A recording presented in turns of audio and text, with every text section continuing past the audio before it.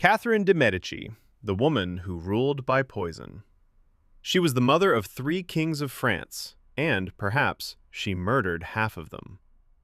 The flickering candlelight danced across the cold stone walls of the Louvre, casting long, grotesque shadows that seemed to whisper secrets of betrayal. In the center of it all sat a woman draped in black, not merely for mourning, but as a shroud for her ironclad ambition. To her contemporaries, she was the Italian woman, the meddling outsider, the serpent in the garden of the Valois dynasty. To history, she is a riddle wrapped in silk and stained with arsenic. She did not inherit power through divine right, she carved it out of chaos. In an era where a woman's worth was measured by her dowry and her womb, Catherine de' Medici mastered the art of survival in the most treacherous court in Europe. She was a master of whispers, a connoisseur of influence, and a woman whose name became synonymous with the dark, silent death that hides in a perfumed glove or a tainted chalice. This is not just the story of a queen. This is the chronicle of a woman who stood amidst the dying embers of a kingdom and decided that if the world would not let her rule, she would force it to bow. The Ascent, from orphan to queen. Born in 1519 into the illustrious yet controversial Medici family in Florence, Catherine's life began under a shadow. Her parents died shortly after her birth, leaving her an orphan, a pawn in the high-stakes game of Italian politics. Her childhood was marked by the violent upheavals of the Italian wars, where she was shuffled between convents and political factions like a piece of currency. But it was her marriage in 1533, at the age of 14, to Henry, the second son of King Francis I of France, that would seal her destiny. When she arrived in Marseille, she was an awkward, unloved Italian girl, far from the glamorous, powerful queen she would eventually become. Her early years at the French court were a crucible of humiliation.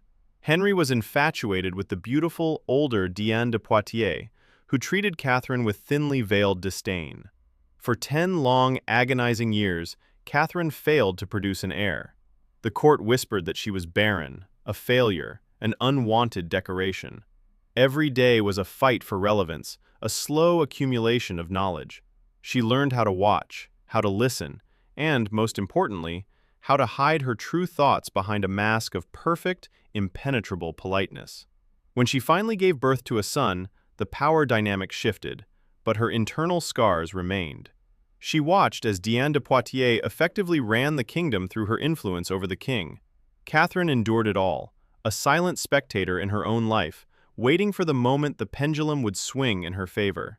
She was learning the most dangerous lesson of all, that in a world built on power, you are either the hunter or the prey. And Catherine de' Medici had no intention of being the prey. The rise of the serpent. The death of King Henry II in a freak jousting accident in 1559 was the turning point. Suddenly, the woman who had been sidelined, humiliated, and ignored was propelled into the heart of power as the Queen Mother. Her husband was dead, her son, Francis II, was sickly and easily manipulated, and the powerful Guise family began to circle like sharks. But they had underestimated the woman in black. Catherine did not jump into the fray with swords drawn. Instead, she retreated into her inner sanctum. It was here, amidst her collection of exotic perfumes, strange manuscripts, and whispered intelligence, that she began to reshape France in her image. The court was a viper's nest, and she knew exactly how to handle vipers. She understood that power in France was not held by the king alone, but by the factions that pulled his strings. She began to play them against each other with the grace of a grandmaster. She became a patron of the arts, but her true masterpieces were not paintings or statues. They were the shifting alliances that ensured her sons remained on the throne, and she remained the hand that held the scepter. The transition from the shy, rejected wife to the formidable queen regent was not an evolution, it was a metamorphosis. She had finally realized that in the Valois court, survival was not granted, it was engineered, and she was the architect of a new, darker age. The shadow of the Valois. A court of whispers. The transformation of Catherine was complete, yet the stability of the throne remained a mirage. France was fracturing, splintering along the fault lines of religious fanaticism.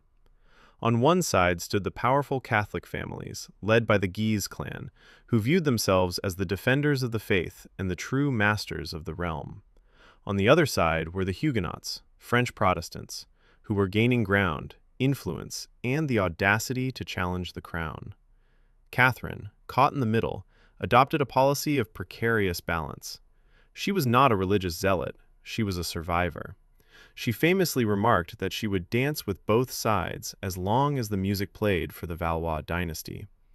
But the music was turning into a death march. This was when the reputation of the Poison Queen began to take root. In the corridors of the Louvre, it became whispered that those who stood against Catherine did not simply lose their influence, they lost their lives, mysteriously, quietly, and definitively. She surrounded herself with an entourage known as l'Escadron Volant, the Flying Squadron. These were beautiful, intelligent, and highly trained noblewomen who acted as her eyes and ears. They were more than spies. They were seductresses, confidants, and agents of chaos. They would infiltrate the bedrooms of Huguenot leaders and Catholic radicals alike, extracting secrets that Catherine would then use to unravel conspiracies before they even reached the light of day. The tales of her laboratory grew legendary. It was said that Catherine possessed a secret chamber where she practiced the dark arts of alchemy and toxicology. Rumors swirled of gloves impregnated with lethal toxins that would absorb through the skin, of jewelry coated in slow-acting poisons, and of scented waters that caused blindness or slow, agonizing internal decay. Whether or not these tales were historical fact or the fevered propaganda of her enemies is debated by historians, but the fact that her enemies believed them was Catherine's most powerful weapon. Fear is a far more effective tool of governance than iron.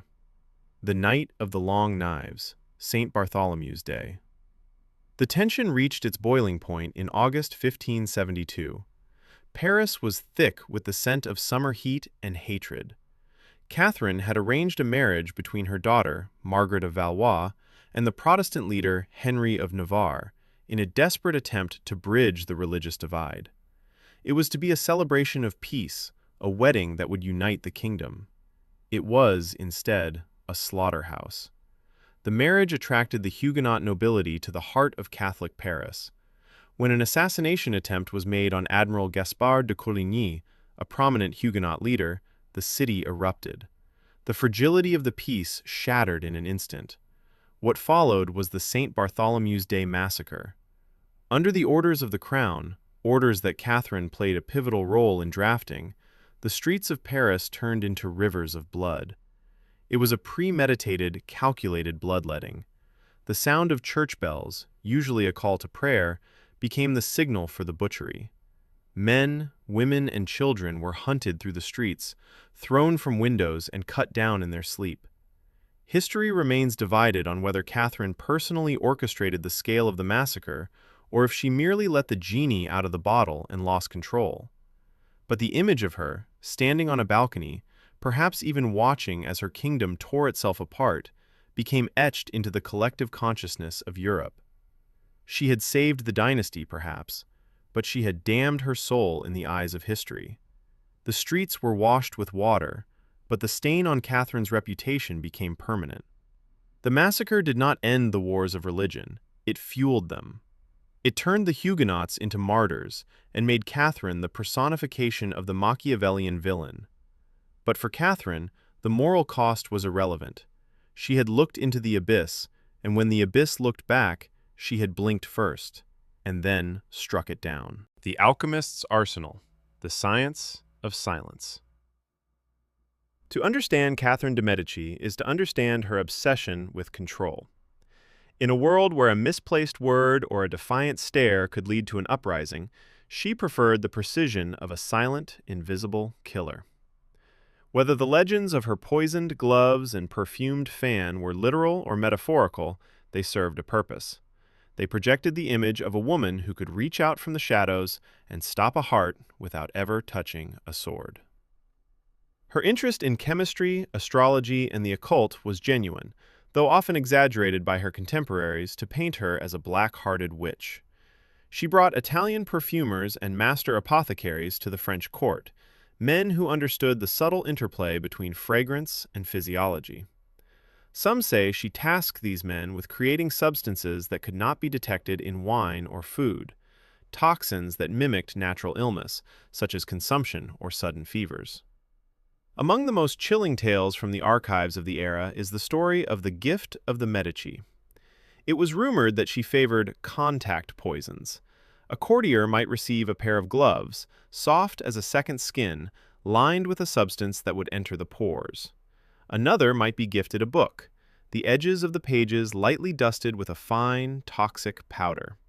As the victim licked their thumb to turn the page, the poison would take hold, causing a rapid, agonizing descent into madness and death. Was this real? Some forensic investigations of the period suggest that sudden, inexplicable deaths among her rivals were often attributed to the Italian pox, or mysterious heart failures. In a court where political rivals dropped like flies, Catherine's influence was the only constant. She never had to wield a blade. She simply had to wait for the natural order to be assisted by her medication. The tragedy of the dynasty, the dying sons. If Catherine had a heart, it was buried under the weight of her crown and the blood of her children.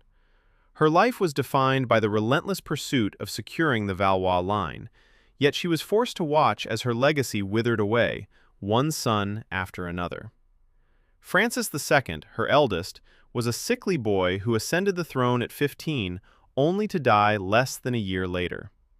His death was a devastating blow, but Catherine had no time for grief. She had a kingdom to stabilize. She took on the mantle of regent, assuming control over a realm that was literally burning from religious sectarianism. Then came Charles IX. He was the son who bore the weight of the St. Bartholomew's Day massacre. The trauma of the event, coupled with the crushing pressure of his mother's expectations, broke him. He was a man plagued by guilt, haunted by the specter of the thousands he had ordered slaughtered. He suffered from severe tuberculosis, coughing up blood that soaked his bedsheets, a tragic reflection of the blood that soaked his streets. Catherine watched her second son fade away, his paranoia growing, his sanity fraying, until he died at 23. The death of Charles left the throne to Henry III, her favorite, but also her most difficult challenge. Henry was sophisticated, intelligent, and deeply complex, a man who struggled with his own identity and the heavy burden of a failing monarchy. Catherine's relationship with him was a volatile dance. She attempted to guide him as she had the others, but Henry, chafing under her relentless shadow, began to distance himself from her influence. It was during the final years of her life that the Poison Queen myth reached its zenith. As she moved through the drafty, echoing halls of her chateau, she became a figure of isolation. She was the matriarch of a crumbling house. Her power was absolute, yet she could not save her children from the biological rot that seemed to haunt the Valois line. She saw the end approaching, not just for her sons, but for the dynasty itself. The house of Valois was dying, and she was the last thread holding it together. Her enemies called her a monster, a woman who sacrificed her own flesh and blood to keep a grip on a throne that was already slipping through her fingers. She viewed it differently. She was the only thing standing between France and complete apocalyptic collapse. She was not a monster. She was a woman who had been forced to become a titan just to keep the world from ending. The final act, a queen without a kingdom. As the winter of 1588 descended upon France, the end of an era was palpable. Catherine de' Medici, once the most powerful woman in Christendom, was 70 years old, a staggering age for the time, and her body was failing her. The queen, who had once orchestrated the fates of nations from the shadows, was now a fragile, withered figure, carried in a chair because she could no longer bear the weight of her own frame. Yet, even on her deathbed at the Château de Blois, her mind remained a fortress of strategy. The kingdom was in chaos, torn apart by the Catholic League and the rising power of Henry of Navarre, the very man who had once been a hostage at her court. The throne of her last surviving son, Henry III, was trembling. The poison queen had spent her entire life trying to outwit death, and for decades she had succeeded by dealing it to others. But in her final days, the tables turned. Her son, Henry III, had finally broken away from her control, ordering the assassination of the Duke of Guise, a move that effectively destroyed the last of her political alliances. When she heard of the murder, she reportedly cried out that her son had destroyed the kingdom, not saved it. She saw, with chilling clarity, that the Valois dynasty was truly finished. She died on January 5, 1589, barely 2 weeks after the Duke of Guise's death. Her passing was quiet, almost anticlimactic for a woman whose life had been a roar of violence and political intrigue. There were no grand displays of power, no final triumph, only the cold, indifferent silence of history claiming its due. Monster or victim, the final verdict. History is rarely black and white, and Catherine de' Medici is the ultimate proof of this complexity. Was she a monster? To the Protestants who burned in the streets of Paris, she was the Antichrist. To the historians who view her through the lens of 16th-century misogyny, she was a scheming, meddling Italian who dragged a great nation into the gutter. Yet, to judge her by modern moral standards is to ignore the reality of her time. She was born into a world where women were treated as political currency. She was orphaned, ignored, and humiliated by her husband's mistress, and then thrust into the center of a religious civil war that threatened to erase France from the map. She was a master of realpolitik in an age of religious fanaticism. In a world where men used axes, cannons, and armies to solve their problems, Catherine used intelligence, diplomacy, and yes, the shadow of the poisoner. She did not create the hatred that fueled the religious wars, she merely inherited it. She survived in a court where the life expectancy of a politician was measured in months, and she did so by being smarter, colder, and more ruthless than the men who sought to displace her. Her crimes were the standard operating procedures of her era, amplified by the fact that they were committed by a woman who refused to yield. The poisoning myths, the dark sorcery, the accusations of murder, these were the weapons of her enemies, who could not comprehend how a woman could outthink them on every front. They could not defeat her with logic or law, so they defeated her with legend. They painted her as a monster, so they wouldn't have to admit they were outplayed by a queen. Catherine de' Medici died as she lived, alone, surrounded by the remnants of a dynasty that she had tried desperately to hold together, and ultimately failed to save. She left behind a France in ruins, a crown in transition, and a reputation that would never be fully cleared. But as she lay there in the silence of Blois, one thing was certain. She had not been a passive observer of her own fate. She had been the engine of it. She was the mother of kings, the architect of a crumbling empire, and a woman who taught the world that in the Game of Thrones, sometimes the most lethal weapon is the one you never see until it is too late. The incense of her chapel burned down, the candles flickered out, and the woman who ruled by poison and by pride finally succumbed to the only enemy she could never bribe, outwit, or assassinate: time itself. The Medici legacy was written in blood, but it was etched into the bedrock of history, ensuring that as long as men talk of power, they will whisper the name of the woman who dared to hold it.